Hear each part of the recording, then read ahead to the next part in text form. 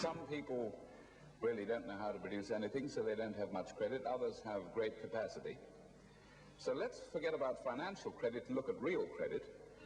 And I've put there real credit equals productive capacity. That's the capacity of those people to produce the things that they want.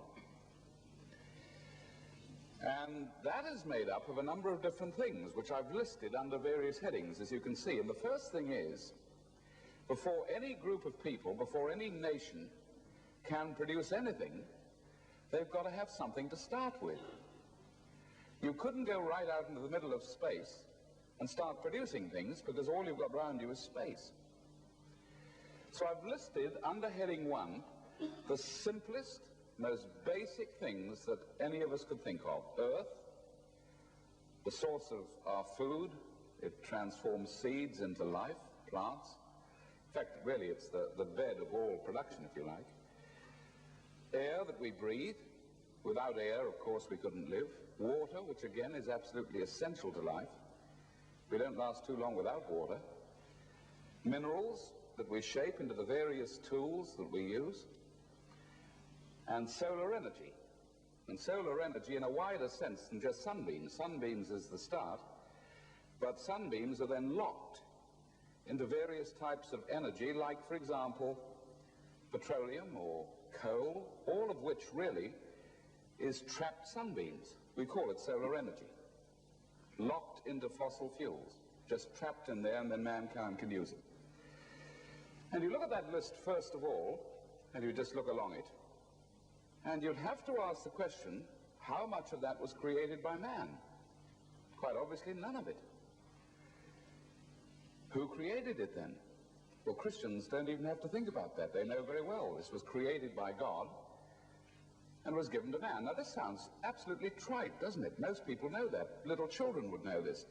And yet you know that once you've accepted that, you have taken a giant stride away from every type of economic teaching in any university in the world at the present time. Because every university teaches that labor produces all wealth. And we have what is called the labor theory of value. The labor theory of value is taken as a divine principle in the law of economics. Labor produces all wealth. Well, how much of that was produced by labor? None of it. It was produced and created by God and given to man for nothing. We didn't have to pay hire purchase to get that. We didn't have to go and sign a contract. We were given a huge area of wealth for nothing, which strikes a second deadly blow at economics taught around the world, which is that you never get anything for nothing. Well, we started off pretty well. God gave us a vast area of capital, physical capital, to his children, and said, this is for you. You are to take dominion over that. You're to use it properly, husband it. That's where we get the word husbandry from.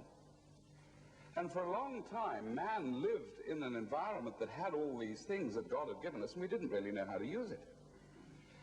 So our economic systems were the most primitive things.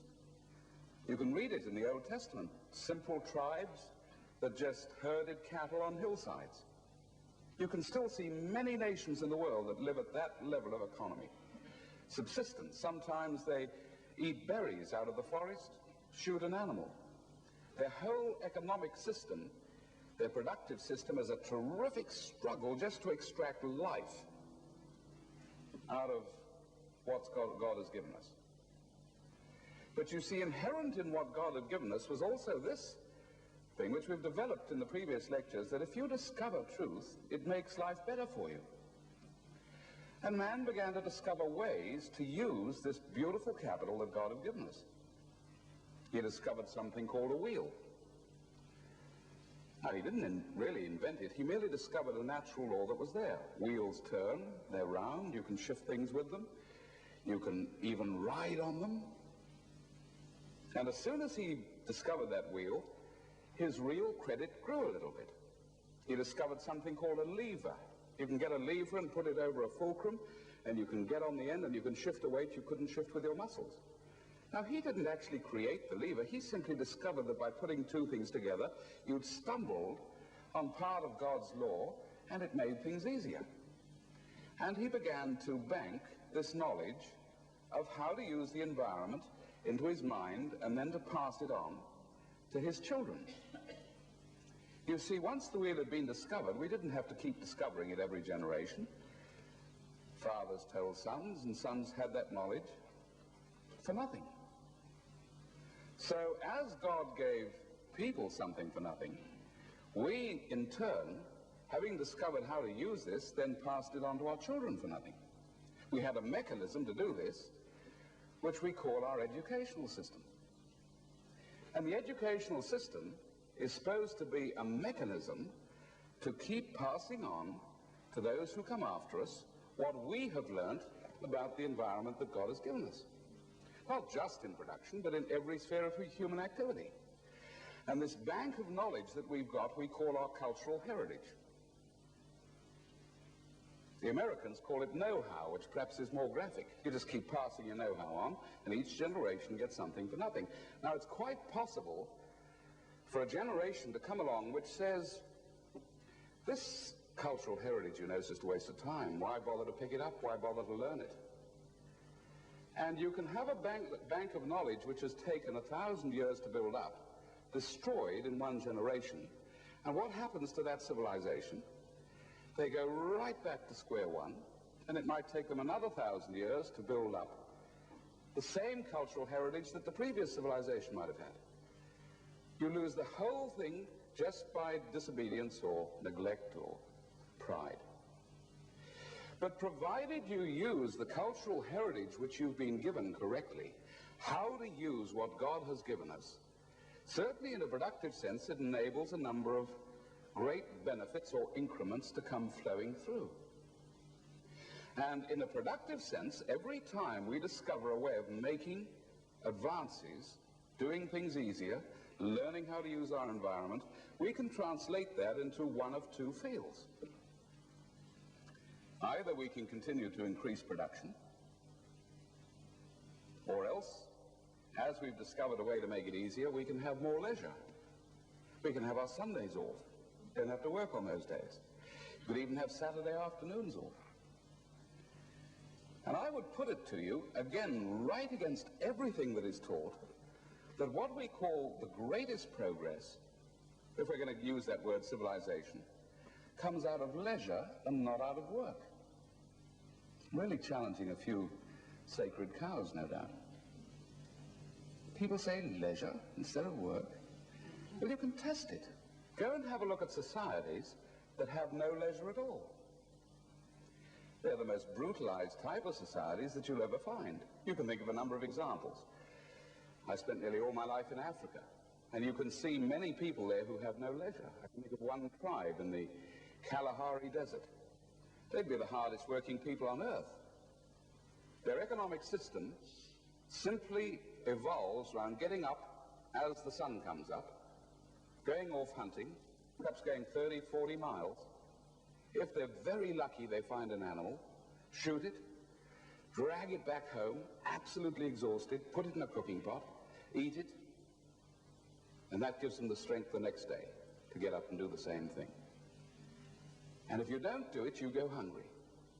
So they are absolutely like on a treadmill, if you like, just to keep going. And there is a society without any music, without any art, without any history, without any dream time, without any culture, without pictures, without faith.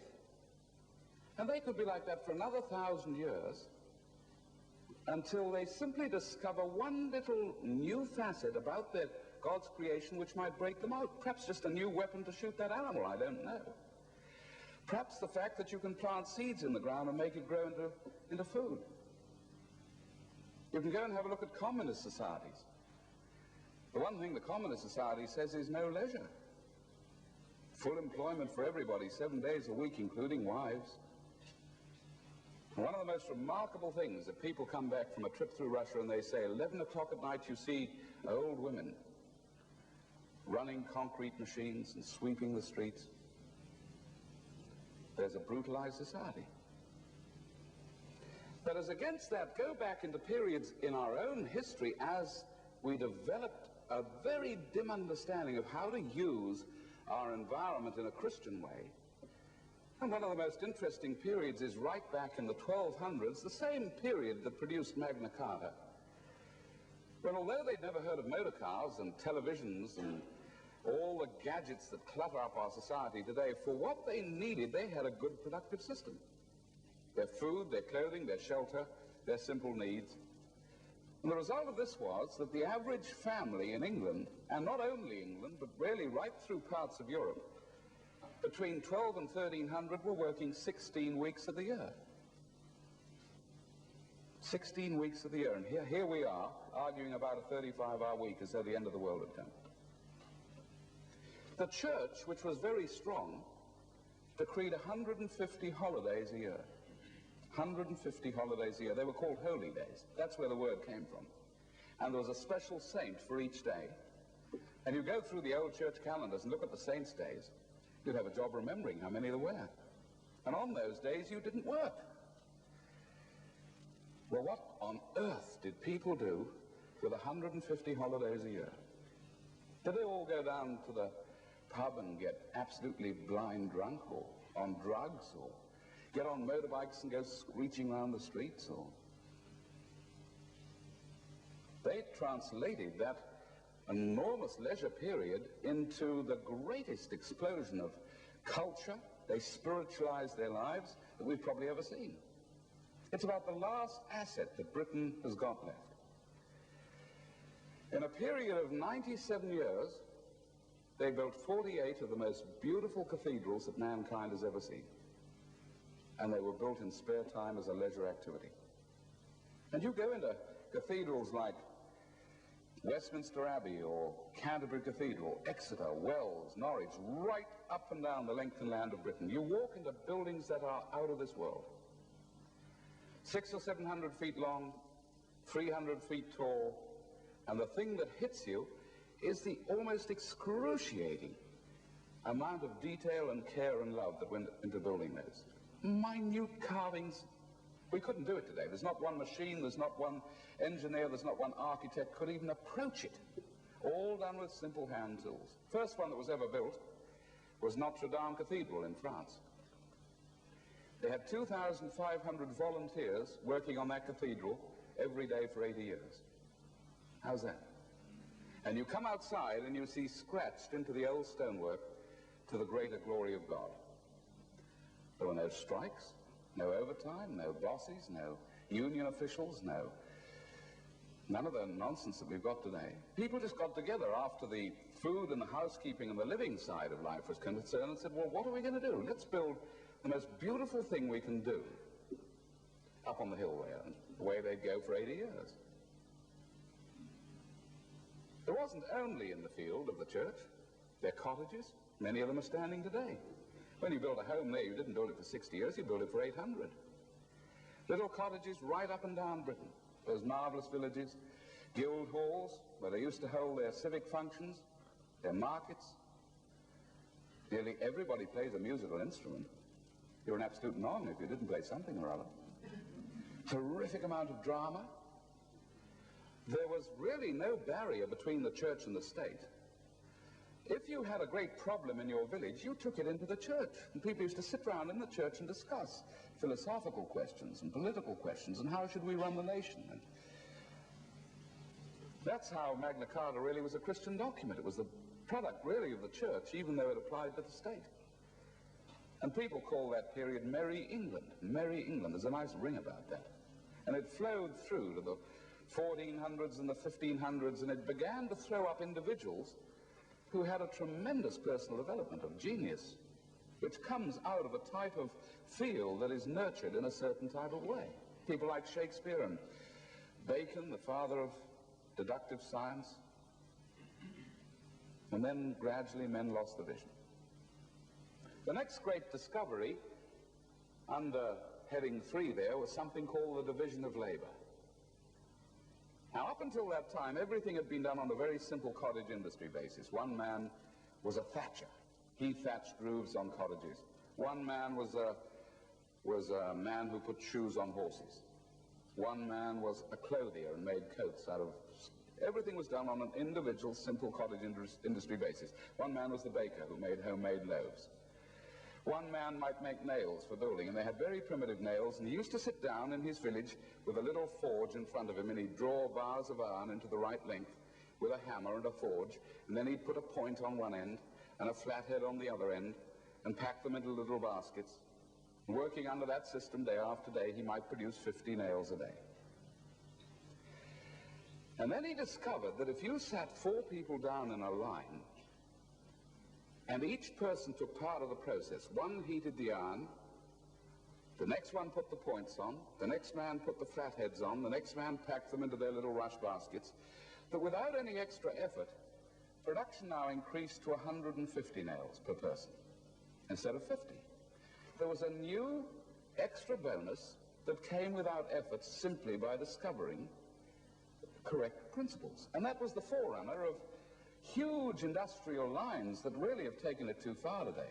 Well, you might see a car going right through a factory, and each person just does one thing. You just spend your life putting a bolt on, or a steering wheel on, or painting it, or whatever. And because that endless belt is so long and there are so many things coming off it, they all begin to look exactly the same. I think the first one that really hit the world was Henry Ford and his Model T car that came, I think a million came off an endless belt back in 1916. So many of them, and that Henry Ford coined that famous phrase that if you wanted a Model T Ford, you could have any color you wanted so long as it was black.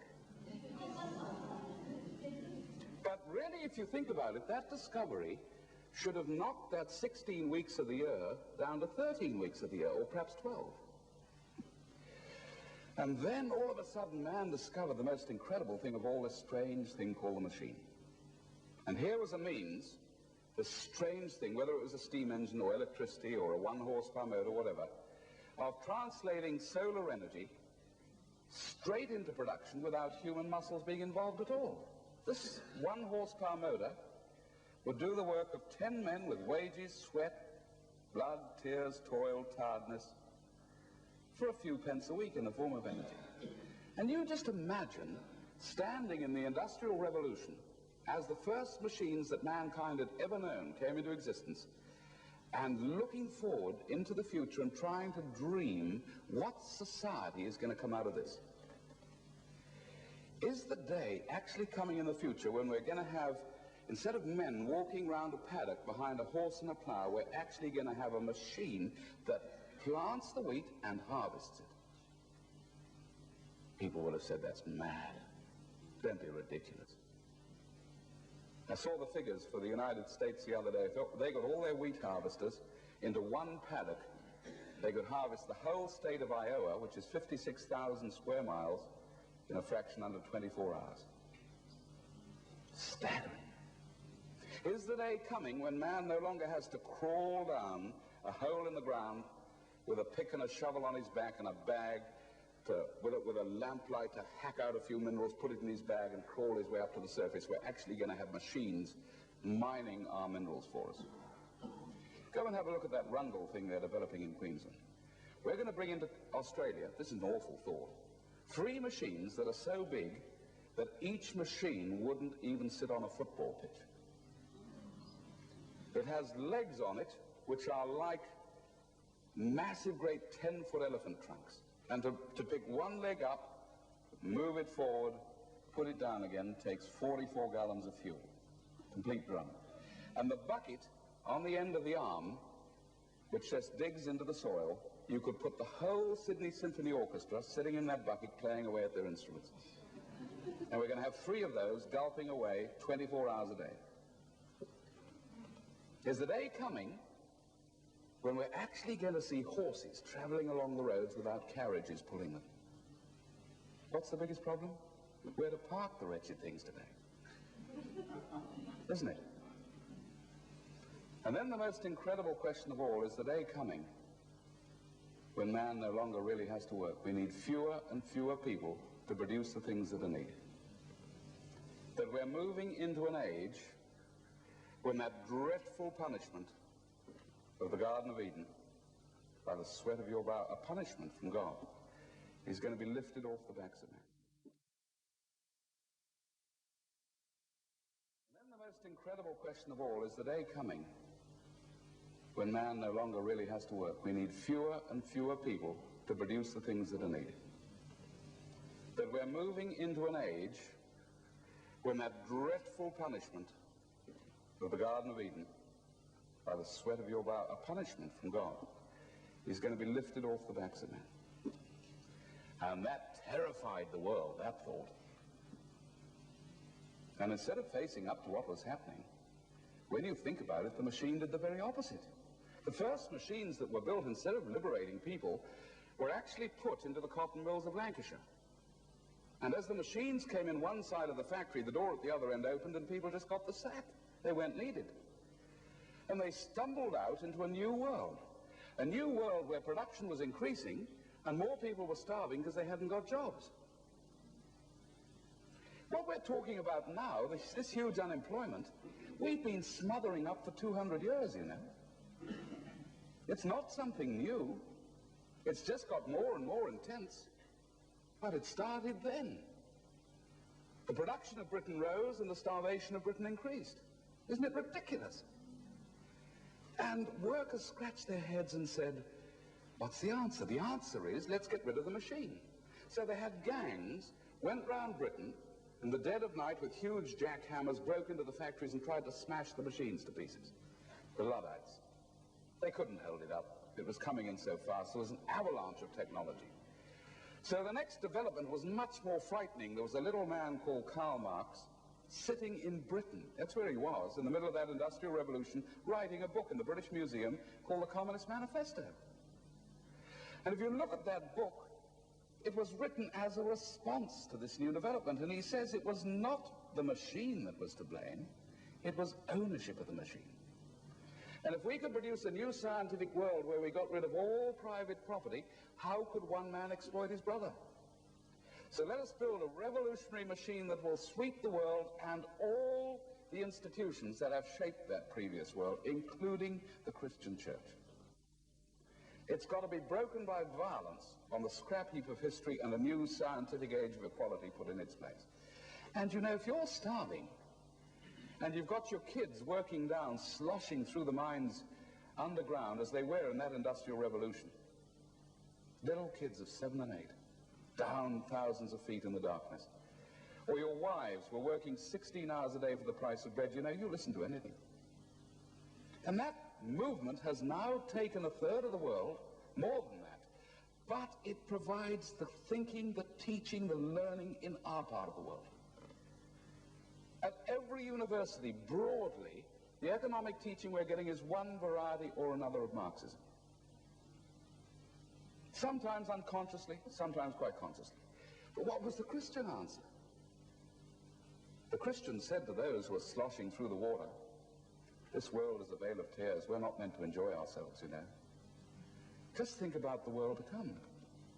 But it's a bit tough to accept that if your kids are starving. And so we just blundered on economically, trying to fit into our economic system two totally impossible things. One said more and more and more technology. The second said full employment for everybody, and he who shall not work, neither shall he eat. The Christian was divided on this question himself. And if you're going to try and run an economic system with those two totally impossible things in it, you've only got one question to answer. What are you going to do with all the production? And you have to shape a certain type of economic system to keep the thing going, and that is an economic system that produces more and more and more, whether it is required or not. So we launched a technological attack on God's environment, which was really not husbandry at all. It was now destruction. We began to try and keep going by producing more and more and more. You look at technological societies that have played this game harder and longer than any other, and you see the most destructive. Communism is destructive, but look at capitalism. Look at the United States. It had to make economic units that produced more to survive. So in the space of 20 years, they shifted 16 million little farmers off the soil because they were told, now your farms are no longer producing enough. You've got to produce more to keep going. America was built around the Homestead Act, which was a Christian concept. Just a little bit of property for each family. That was gone. So you amalgamated farms together, and then you amalgamated those together again, and finally you produced something called an agribusiness, which was run more like a government department than a farm, and you had, on huge great tracts of land, people with white coats walking around, and you had a department of chooks, and a department of cabbages, and a department of cows, and the whole thing's crashing now, because you can't run farms like that, and the little farm is coming back. But what a way to learn.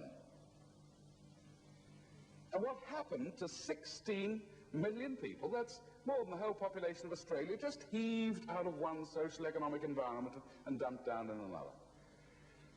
Where did they go? They still had to live. They still had to have this thing called a job. So they went to the big cities, and the big cities, instead of being nice places, as they used to be, became awful. And in came a man called Whelan the Wrecker with a ball on the end of a chain, and he began to knock down the little suburban homes, and up in their places went high-rise flats. And you began to pack people into those like chooks into a chook pen. And we're doing this all over Sydney and Melbourne as though it's progress. What a way to bring up kids. You can't keep a puppy, you can't keep a kitten. Most of them you can't even keep a budgerigar. I heard of one not so long ago in Canada they forgot to put stairways in it. All they had were electric lifts. Family after family in tears. And if the power went off or you had a power strike, you were just trapped in your rat hole like a rat in a rat trap. Power went off in one area for 3 days. So they had a helicopter flapping up and down outside this building trying to throw sausages in through the windows. The ones we have in Melbourne and Sydney, we have 4 or 5 social workers now attached to each building simply because of the breakdown of the family in those conditions. Now, it wasn't terribly long ago. We had the Minister for Housing in the Soviet Union shown round as a privileged guest over one block of flats in Melbourne. He said it was better than anything they had in Russia. And the very day he went round, some poor, wretched woman threw herself off the top of one building and committed suicide. They've had a number. She said, I can't take it any longer. Now, somehow you can survive living in an environment like that. You come out, down into the ant heap down below, and from Monday to Friday, there's a huge race trying to get this thing called a job. And away they go into industry if you're lucky enough to have a job in industry. And in industry, there's only one problem. How do we get rid of this mountain of stuff that we're producing? We've got machines now which at the touch of a button can produce in minutes what it took days to produce a few years ago. So we begin to devise totally destructive ways of shifting it. First thing is export it. Export it, export or die. And the whole world is caught up in exports, except for one group, the communists. They say, you send all your exports to us. We don't want to export back at you. We'll just live off your Western production. We've fed them, we've clothed them, we've armed them. We've put their factories in place. And now we shiver in front of the armies and navies, which we've built for them. Do you know that 4/5 of the ships in the Soviet Navy, which straddles the whole world, has turbines and diesels manufactured in the West? Well, exports can only take us so far. So the next question is, force your own people to consume more. So we devised the most brilliant brainwashing technique in the world called advertising.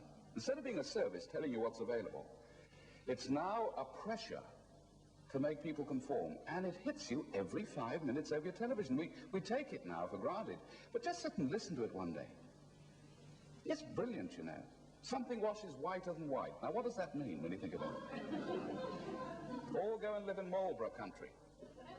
And you see great bronzed heroes riding horses across the boundless plains. I think half of them have lung cancer, probably. The other half are being amalgamated and moved off. And then, you see, if that doesn't serve the purpose, and it did for a while, we developed one further technique.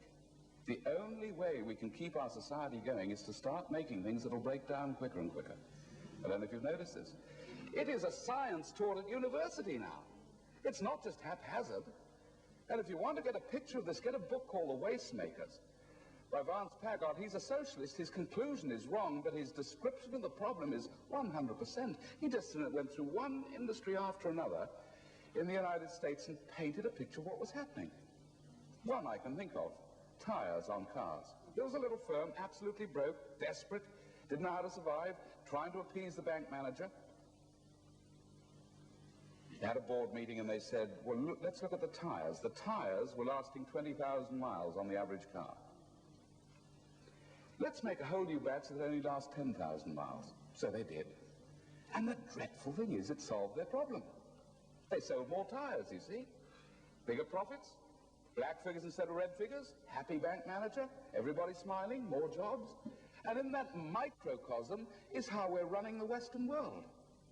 And so America or Canada today, the main feature are huge areas of slag heaps of motor cars, washing machines, microwave ovens, fridges, nothing's ever repaired, piled, sometimes covering tens of thousands of acres, 4 or 5 deep.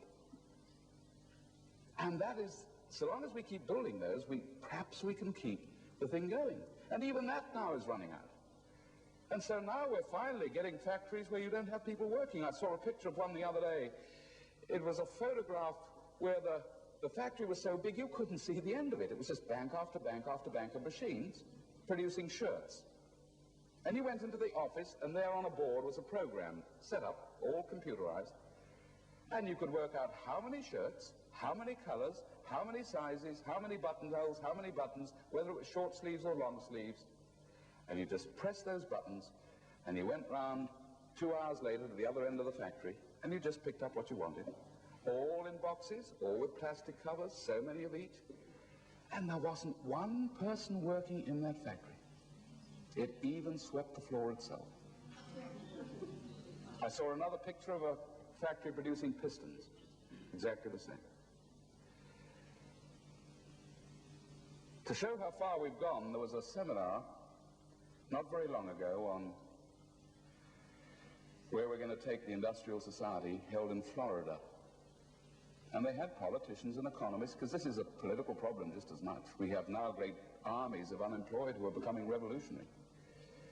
You see, what are we going to do? And we had a paper given at that seminar quite seriously, which suggested the space program might give man a new breathing space. Not for the advantage of getting a man on the moon, but here is an unlimited export market out into space.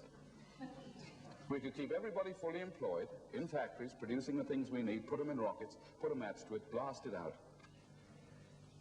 And as this genius said, it has one major advantage. Nobody's going to import back at you. And they all pulled their notebooks out and made a note. Good thinking.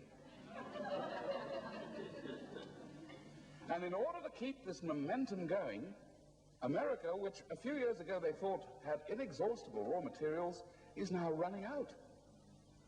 It's gouging out into Canada, it's gouging out into the Middle East and Africa, it's gouging out into Australia, and it's taking bigger and bigger mountains of minerals and putting them in giant supertankers, which go faster than ever, consuming more fuel in the process across the ocean, feed it into this economic system so you can keep everybody fully employed, producing more things that'll break down quicker and quicker, so you can put them on rubbish heaps or send them out into the atmosphere, so you can keep everybody fully employed. And we've reached the end of the road. We can't keep it up any further. And look what we've done to God's heritage, to the stuff that he gave us for nothing, the very creation, to provide us our daily bread. And then we as Christians send our kids off into the educational system, which from the age of 5 and 6 onwards is doing assignments on pollution, destruction of the environment, and it's true, what we're doing to our rivers, our creek beds, what we're doing to people, what we're doing to streets. And the message coming through to those kids is that, kiddies, is capitalism or Western Christian civilization. And the answer to that is communism. We can't have freedom any longer. And because kids want something to believe in, and are idealistic, we wonder why they come out of those educational systems and stream off into radical movements. And if that isn't good enough, they go off into Eastern cults or drug problems, in desperation in a world that is literally tearing their environment apart and now tearing them apart. What's the Christian answer? And you go still to the churches, and the churches say, well, this world is a vale of tears, you know. It's not our job to provide answers in that field. And yet it's God's environment. Give us this day our daily bread. He's given us the means to produce our daily bread, and look what we're doing with it. And yet somewhere in the seed of this frightful destruction, it's a sin past any description, is also the seed of a greater abundance and freedom and love than ever before in mankind's history. If we get back on the way he's given us, life more abundant. And if we can discover the way to utilize this so that it returns to the individual freedom, what a world it could be. But we're not going to discover it through economic systems pouring out of Flinders University.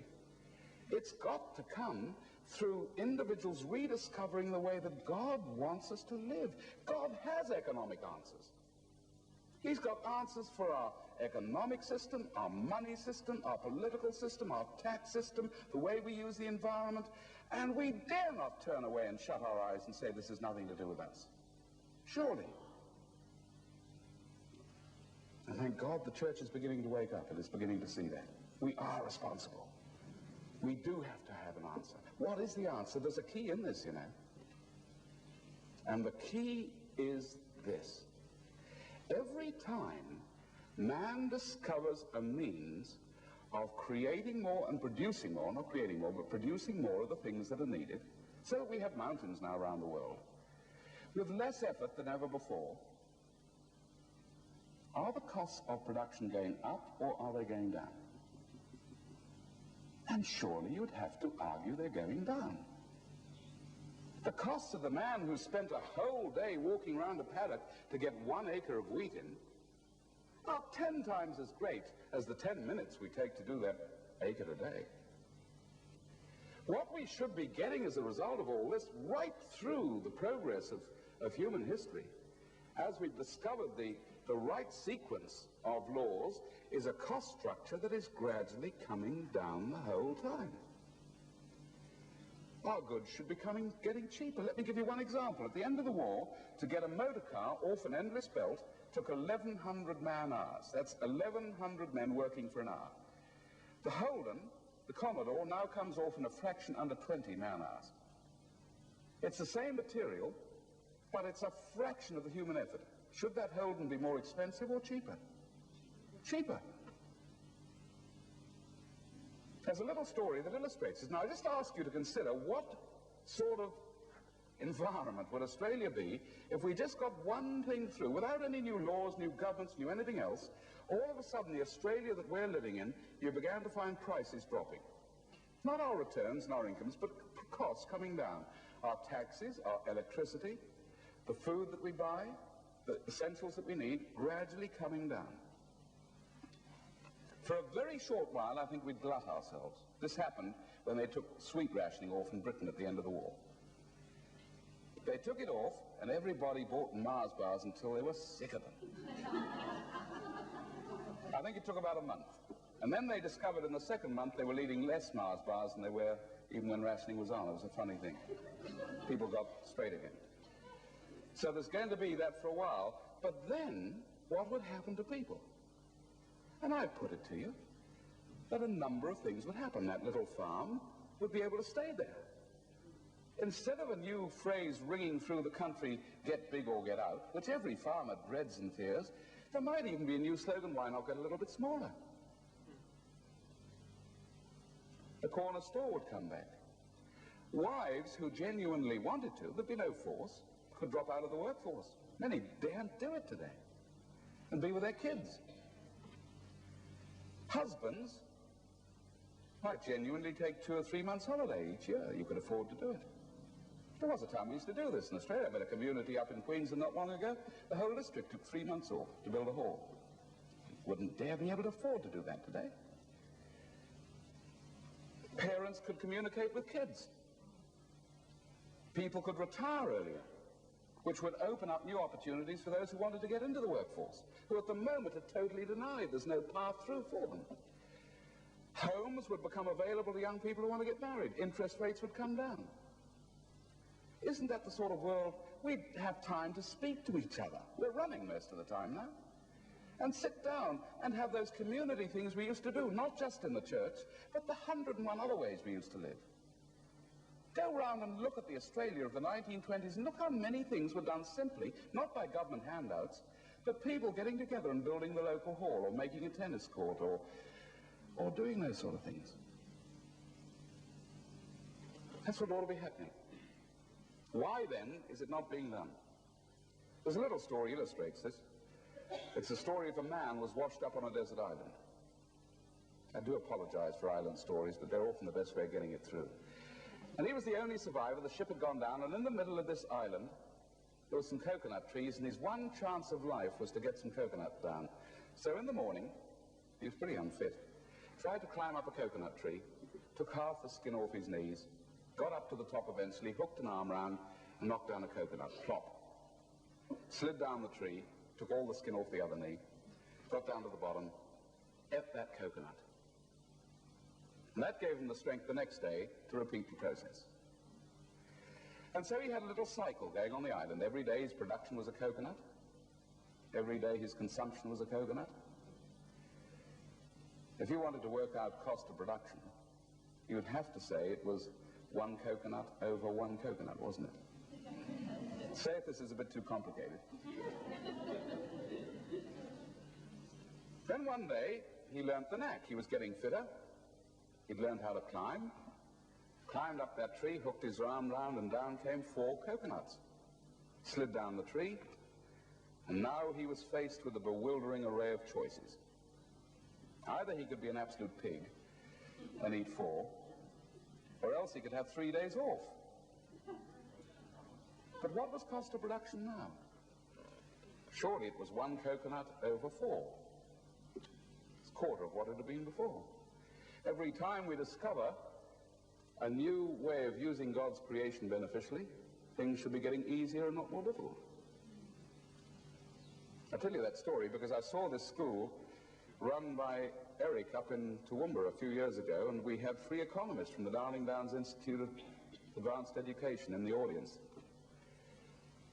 And that they finished when they got to that story. They went right down the back of the hall and they sat round a little table with a pencil and paper.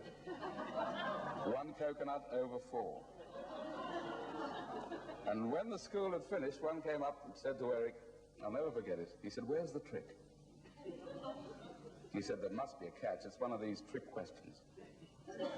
But he said, honestly, if that's right, he said, if we can't work it out, he said, that blows every economic theory we've got sky high. Well, I'll tell you, God's creation does blow every man-made economic theory sky high. So we've got to discover this, because locked into this destruction is the very small seed of a breakthrough into a society that you can hardly imagine.